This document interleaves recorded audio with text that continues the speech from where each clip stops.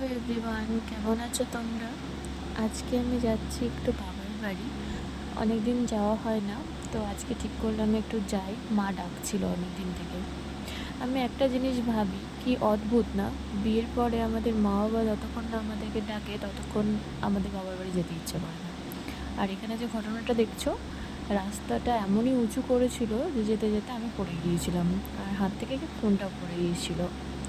তো তারপরে বাড়ি চলে আসি। এখানে এসে আমাদের আমাদের এঞ্জেলের সাথে একটু আমি খেলা করছিলাম আর কি। ওকে ডাকছিলাম এবং ওকে আদর করে দিচ্ছিলাম। ও ভীষণ দুষ্টু, আমাকে আদর করে না, আমার কাছে শুধু আদর নেই। তারপরেই ইচ্ছে করলো কিছু স্ন্যাক্স খাবো, তো মাকে আর বিরক্ত করলাম না, নিজে নিজেই কিছু স্ন্যাক্স তৈরি করলাম।